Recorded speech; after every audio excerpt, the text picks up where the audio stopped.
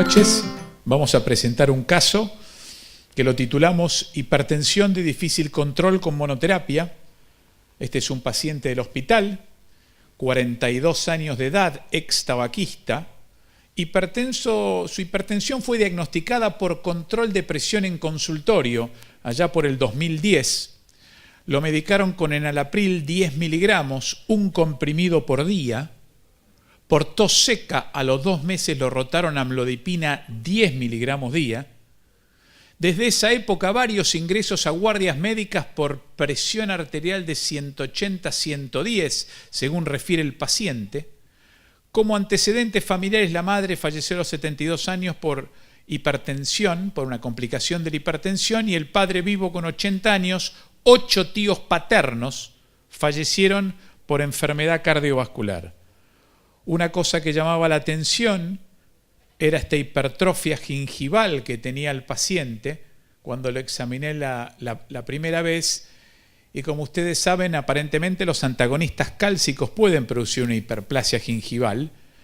Después, interrogándolo bien al paciente, toda la familia tenía esta hiperplasia gingival, con lo cual se descartó el diagnóstico de que fuese secundario a antagonistas cálcicos. 1,71, 93 kilos, un body mass index de 31.8, una cintura de 109, el paciente era sedentario, presión arterial en brazo derecho, esto es un promedio de 3 tomas, 164-103, la presión en brazo izquierdo 161-102, promedio de 3 tomas, ambos, índice tobillo-brazo derecho 1.09, izquierdo 1.11, en el examen de los ruidos cardíacos, el segundo ruido estaba aumentado de intensidad y tenía un R4. Resto del examen físico no presentaba particularidades. Refiere paciente en el interrogatorio, se le pregunta si es roncador y dice que sí, y tiene somnolencia diurna. Y cuando nos vio, vino a vernos con este laboratorio, con un colesterol total de 246, un HDL de 41, LDL de 164, triglicéridos de 180, 143 de sodio, 3.6 de potasio, 102 de cloro, una TSH de 2.01, urea de 42, creatina 0.92 y glucemia de 100. Bueno, no se ve claramente el electro, este era el electro del paciente. Cuando uno veía la SDB1 era de 10 milímetros y la RDB5 9 milímetros, y la RDB6 10 milímetros, daba un Sokolov de 20, con lo cual no juntaba criterios para hipertrofia ventricular izquierda. Lo que sí tenía era en ABL la R de 10 milímetros, y cuando hicimos el voltaje, el producto del voltaje de Cornell, lo que vimos es que la duración del QRS, tanto en amplitud como en ancho del QRS, daba que la R de ABL era de 10 milímetros, la SDB3 de 13 por 108, que era la duración del QRS, más 6, nos dio 2484, que es un producto de Cornell por arriba del valor o de corte normal, con lo cual el electro sugería la presencia de hipertrofia ventricular izquierda por estos dos criterios. Esta era la placa de tórax, con lo cual vino a vernos el paciente. La pregunta es, ¿qué hago de aquí en más? Paciente con aparentemente presión arterial no controlada, varios ingresos a guardia, con una monoterapia con amlodipina 10 miligramos. ¿Alguien quiere hacer alguna pregunta, algún comentario? Bien, lo empezás a estudiar.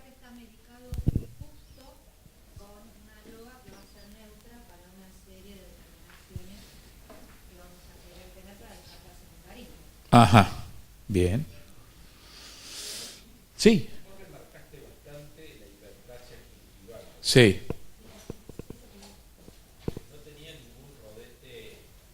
No. A mí me llamó la atención cuando él sonrió la hiperplasia gingival y dije, claro, está con antagonistas cálcicos. Igual está más descripto esto con, si mal no me equivoco, con diltiazem o verapamil o con nifedipina, no con AMLO. Nunca lo vi con amlodipina. Pero me llamó la atención. Claro, eso te quería preguntar, si tenía antecedentes de tratamiento crónico con anticonvulsivantes o algún tratamiento reciente con antibiótico terapia de largo, prolongado, un tiempo prolongado, no. No, para nada. Él es como ven, es un cura, vive a 80 kilómetros del Hospital Austral, con lo cual las idas y venidas con los estudios complementarios era bastante complejo, también por su cobertura médica, con lo cual, bueno, aparecía, desaparecía, era difícil. ¿Y no estaba complicado con gingivitis? No. Y después, interrogándolo a él, le pedí permiso para sacarle la foto y usarla.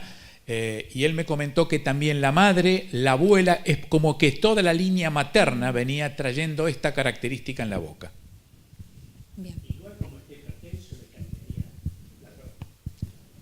¿Vos cambiarías la droga? Cambiaría para ver, a pesar de los antecedentes familiares, qué pasa con las encías, por un lado, pero principalmente normalizar la presión. Bien. Una asociación. A un antagonista con un diurético. Sí, yo primero haría la extracción de sangre para el dosaje hormonal y etiológico de hipertensión arterial y inmediatamente sí cambiaría de droga. Bien. Martín, ¿tenía mapa el paciente? Esto es con lo que vos ves ahí es lo que él tenía. Está con bien. eso vino al consultorio. Lo único que él te planteaba era que le habían hecho el diagnóstico de hipertensión arterial en consultorio, ¿no? Y no te refería a una cosa como eran 3 consultas, tomas de presión en consultorio, sino que creo que es lo que habitualmente vemos. Sí. El paciente que va a un consultorio, le toman la presión, lo medican con enalapril, monodosis, sabiendo que dura 12 horas, y que por otro lado, digamos de alguna manera, el paciente después empezó a caer en las guardias con 180, 110, después que con el tema de la tos lo cambiaron a amlodipina, y con eso varias veces fue a guardias hasta que al final le dijo, ¿por qué no te vas a estudiar un poquito mejor? Y cayó al Hospital Austral con estos datos de inicio. Claro, yo coincido entonces con Alejandra. Primero estudiaría un poquito más el paciente antes de tomar una conducta. Sabemos que la presión de consultorio a veces no es la presión que suelen tener los pacientes. Y bueno, en este caso que el paciente también es roncador, también me gustaría averiguar un poquito más por el tema del sueño, ¿sí? Perfecto. Por ahí una poligrafía o cuestionarios, aunque sea para tener una idea. Bien. Luis, ¿querías decir algo? Creo que no cabe duda que el paciente es un hipertenso, digamos. El hecho de tener hipertrofia ventricular izquierda habla de una hipertensión y no de ahora, sino de larga data. Creo que coincido con Ale y con digamos como que el paciente hay que estudiarlo, y me sigue dando vuelta el tema de la hiperplasia gingival, digamos. ¿Dónde vivía? Él vivía a 80 kilómetros de Pilar. ¿Rural o...? No me acuerdo ahora el lugar, pero es un lugar poblado. Estoy pensando en tóxico. Sí, no. O sea, el plomo es una de las causas que te da hiperplasia gingival con el rodete. Sí, rodete no tenía. Por ejemplo, ¿no? Y es más, hoy por hoy en provincia de Buenos Aires hay mucho arsénico y las mapas están contaminadas con arsénico. Y el arsénico te puede dar hipertensión arterial por injuria renal. Creo que ante estos pacientes que te llegan, uno lo primero que hace es determinar, digamos, si tiene lesión de órgano blanco. Uno sabe que es hipertenso, tenés más de 2 registros, viene con medicación y aún así ha tenido accesos a la guardia, lo cual ya lo saca de los episodios que puede hacer de monitoreo de hipertensión de guardapolvo blanco. Creo que con el electro solo no me quedaría para evaluar si tiene o no lesión de órgano blanco. No hay una lesión renal severa, pero sí vería que tuviese o no microalbuminuria. Sí, como bien dijo, o como bien dijeron antes, evaluaría el tema de la apnea del sueño, evaluaría la cuestión hormonal, me hacen run ese potasio de 3 y pico. 3,6. Exactamente, y sin tomar de diurético. Creo que vería un poquitito con el eco y con la evaluación vascular, si hay más lesión, que me hablase de una hipertensión a lo mejor de un estadio 2 y no una estadio 1, por lo que vos controlaste cuando lo viste en esa consulta, ¿sí? Y la otra cuestión es, conociendo generalmente el perfil de este tipo de pacientes, si realmente la dieta la está cumpliendo y si realmente estamos ante un paciente que no está con una ingesta de sodio descontrolada, etcétera, etcétera.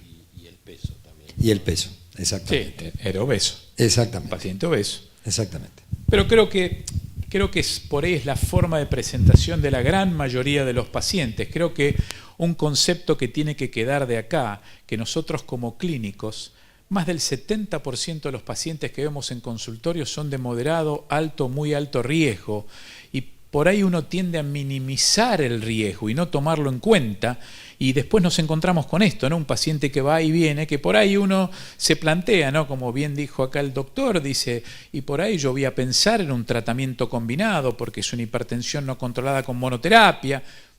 Digamos que esto es lo de todos los días. Lo que sí, frente a este paciente, digamos, uno lo plantearía ya con un daño de órgano blanco con hipertrofia como un riesgo alto, y estos son pacientes que con monoterapia no van, digamos, desde un punto de vista práctico. Nosotros tenemos como práctica en el hospital y en Santa María de hacernos 6 preguntas cuando nos enfrentamos con un paciente hipertenso, que es ¿qué tiene? ¿Cómo se hizo el diagnóstico de hipertensión? ¿Cómo hace para tener la fisiopatogenia? ¿Por qué lo tiene? ¿Cuál es la etiopatogenia? ¿Es esencial o secundaria? ¿Qué órgano está afectado como para daño de órgano blanco? ¿Qué riesgo global tiene el paciente? Y antecedentes genéticos y formas que el paciente, digamos, se maneja como respuesta a sustancias externas, que fundamentalmente tiene que ver con una escala de Antonovsky, que es la respuesta, digamos, psicológica del paciente al estrés. Entonces, ¿qué teníamos en esta primera consulta de este paciente? Hipertensión diagnosticada por control en consultorio. Obesidad y probable síndrome de apnea del sueño. Con el único dato que teníamos de electro, había una hipertrofia ventricular izquierda.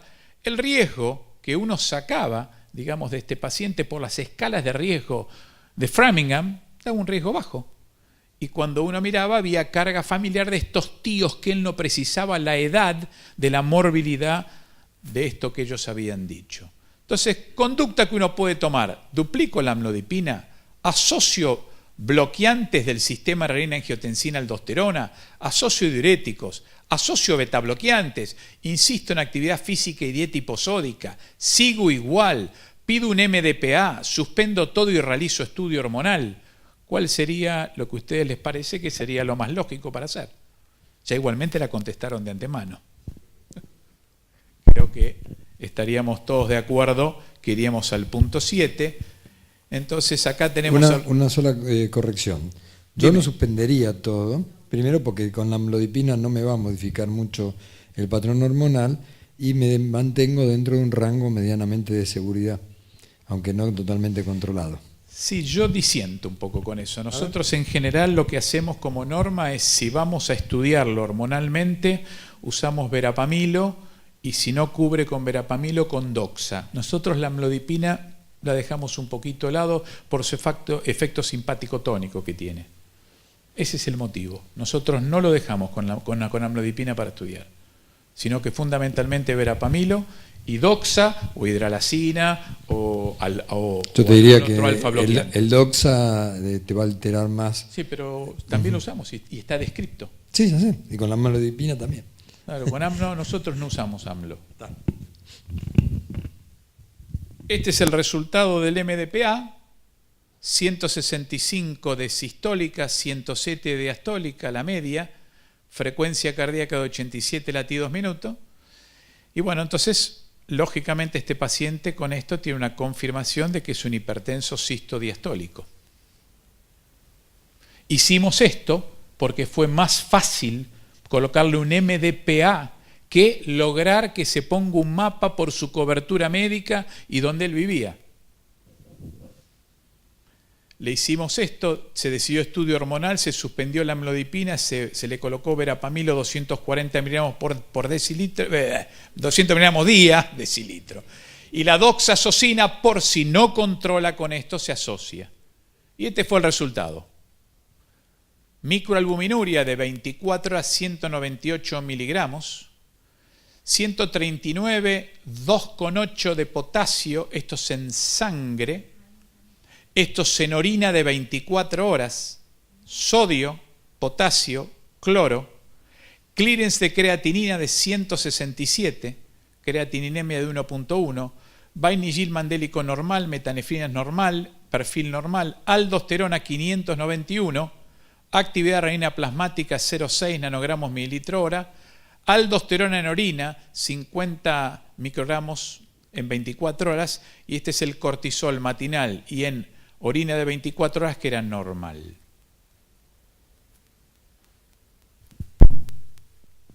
Creo que es bastante, ¿no? Entonces, siguiendo con nuestro esquema de diagnóstico de la hipertensión, ahora tenemos la hipertensión diagnosticada por mapa y se agrega el hiperaldosteronismo.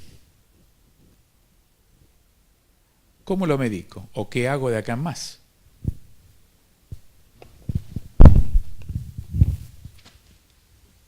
Además de todo este estudio hormonal, ¿investigaron daño de órgano blanco más allá del electrocardiográfico?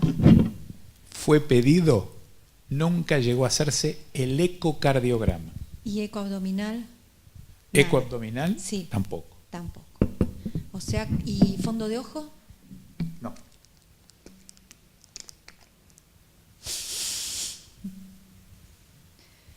Bueno, y digamos, estos son todos los estudios obtenidos. Hasta acá. Hasta acá. Ahora hay otros estudios más. Ah. Pero digamos, hasta acá, Sí. digamos, con esto. Lo que pasa que es increíble, vas a ver los estudios que le pedimos, qué estudios se hicieron, y algo tan simple como un ecocardio Sí. nunca se pudo hacer. Bueno. Martín, ¿se confirmó el hiperaldosteronismo? Sí. Sí. Y Sí. después se hizo una imagen a ver si era una hiperplasia, una adenoma. Correcto, sí. ¿Y qué fue? Ahora te lo Tengo muestro. ansiedad, soy ansiosa yo. Estás ansiosa Soy ya. ansiosa. En ese momento se le dio al paciente espironolactona 100 miligramos por día, siguió con la amlodipina, pero se lo bajó a 5, irbesartán y potasio por vía oral porque tenía las calemias todavía bajas. Entonces por ahí uno se plantea el hiperaldosteronismo primario en quién pensarlo, en hipertenso severo, en el resistente, hipertensión hipocalemia, el incidentaloma o en algún paciente con daño excesivo de órgano blanco. Esto es lo que Marcos Marín había hecho en su momento, como el hipertenso severo, el refractario, el incidentaloma, el hipertenso joven, el hipertenso menos de 50 años con 2 drogas, la hipertensión más hipocalemia. Y en las guías del 2016, que son guías del grupo de endocrinología, ellos inclusive dicen que en aquellos hipertensos que en más de 3 oportunidades tienen presiones arriba de 150-100, habría que ir a buscar el hiperaldosteronismo. El SAOS, porque se asocia con la enfermedad obstructiva del sueño, en hipertensos con historia familiar de hipertensos en jóvenes o con ACV en la familia en menos de 40 años, o todo hipertenso con familiares de primer grado que tengan un hiperaldosteronismo. Esos serían los que nosotros deberíamos ir a buscar, o por lo menos pensar o sospechar la enfermedad. Lógicamente logramos por otra vía hacerle algunos estudios vasculares.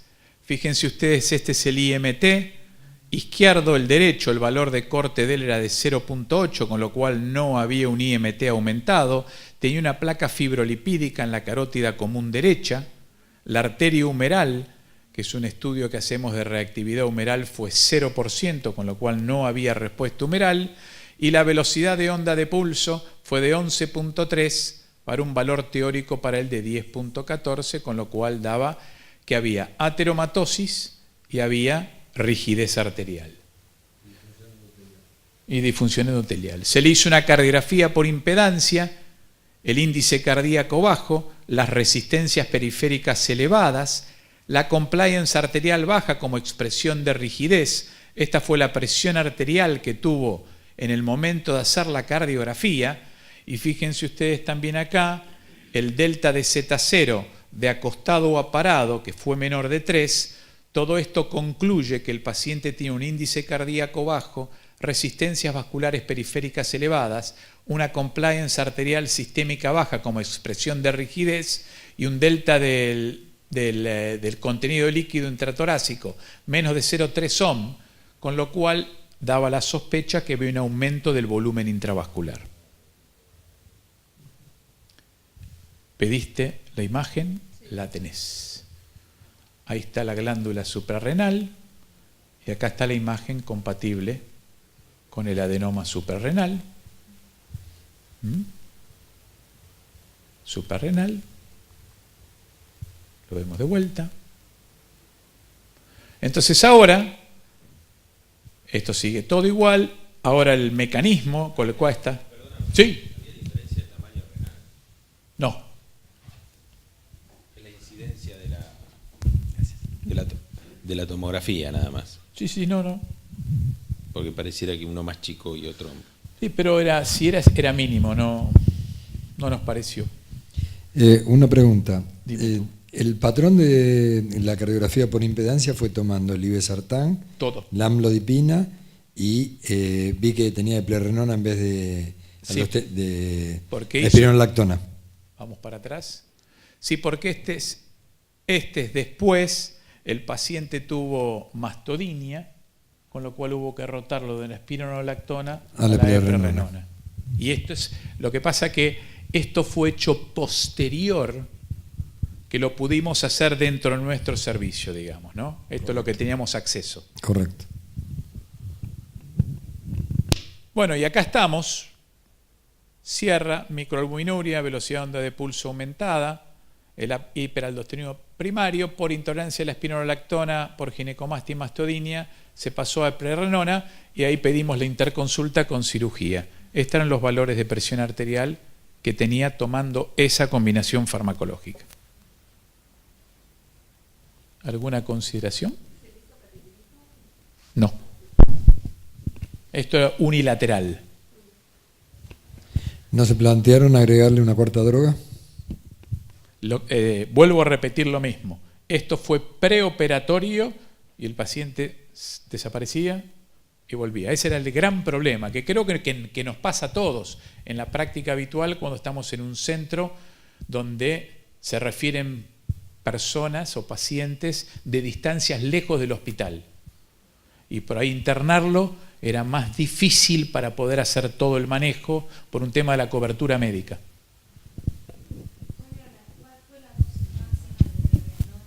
100 miligramos. Hasta ahí llegamos.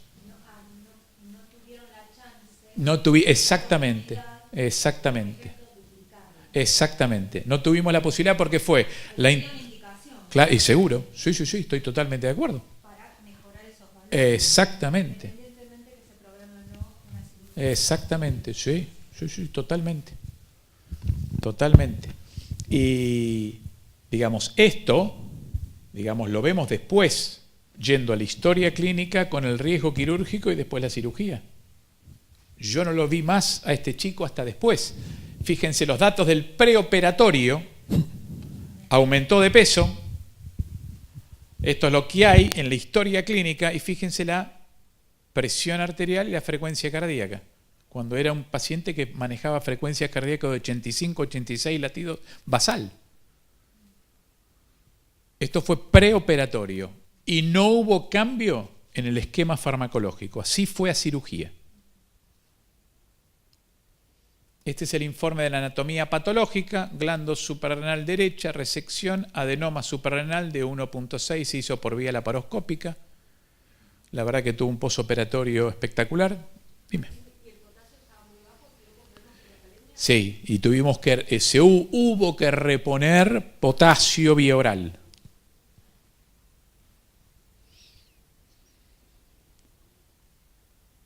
Datos posoperatorios sin medicación. Esto fue la consulta a los 20, 30 días, todavía estaba decaído, yo lo veo, estos eran los datos que tenía. Le pido un mapa de control, y fíjense el mapa, 134-95 de 24 horas, 130-90 diurno, 141-102 nocturno, 104 de media, 115 un patrón de hiperreverso, la frecuencia cardíaca basal, la frecuencia cardíaca nocturna. ¿Alguien quiere hacer un comentario del mapa?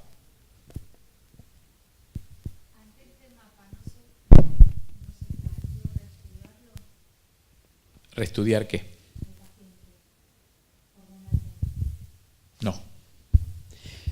Yo lo que veo, a partir de lo que él había referido, de el roncador, la somnolencia diurna, y si tengo un mapa que me está mostrando un patrón reverso dipping, lo que voy a hacer es tratar de estudiarle la apnea del sueño, porque le corregiste el tema el adenoma suprarrenal, pero si él sigue teniendo una obesidad o sigue siendo un roncador, por ahí no corregiste la apnea del sueño.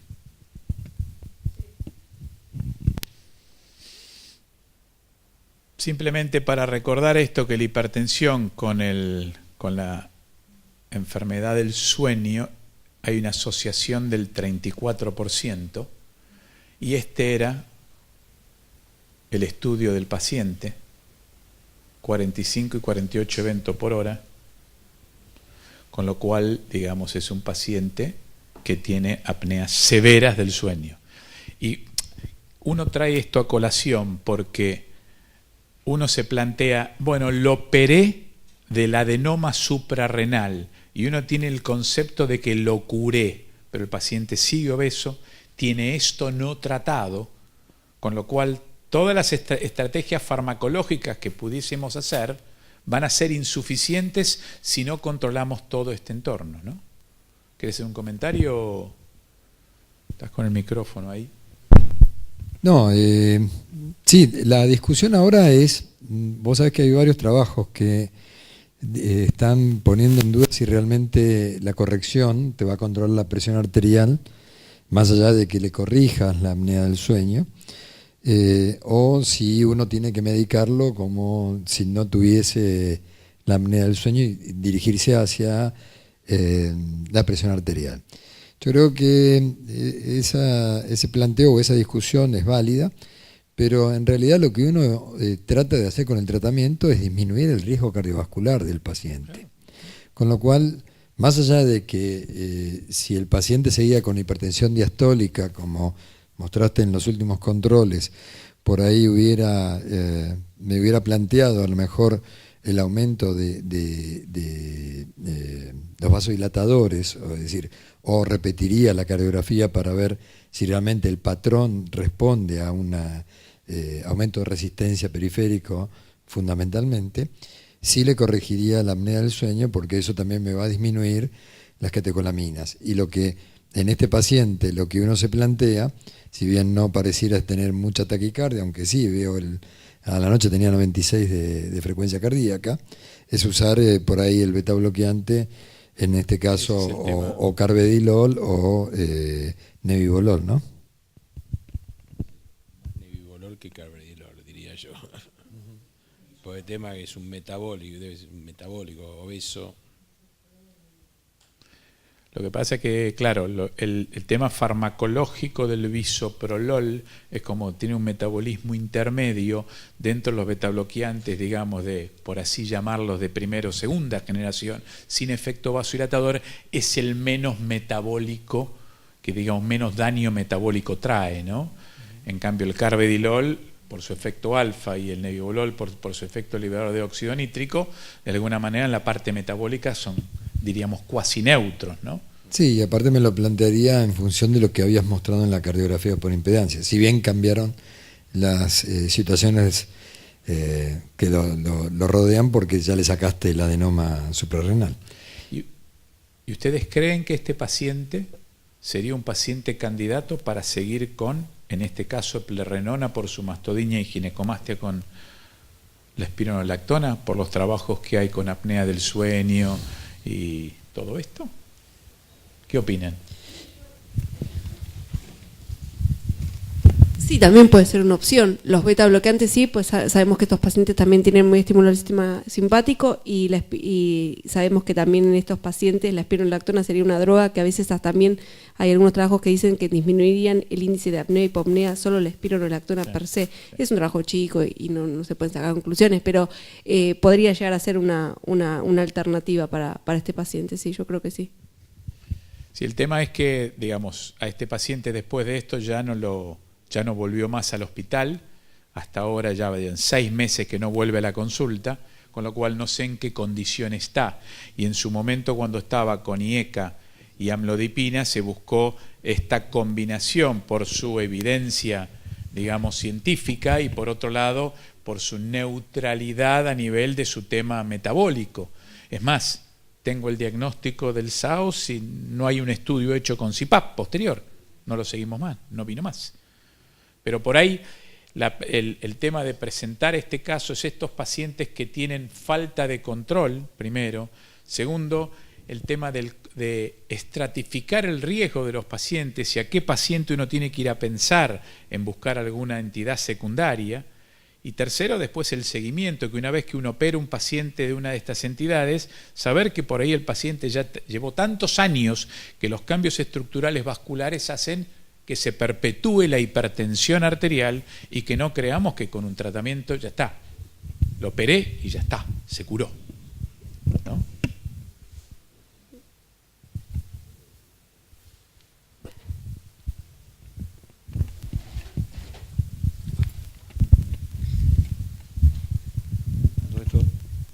¿Algún comentario? Sí, se planteó, pero no volvió más. Perfecta tu pregunta. Exactamente, aparte tenía ateromatosis subclínica y tenía dislipidemia. Puede tener también hipertensión esencial.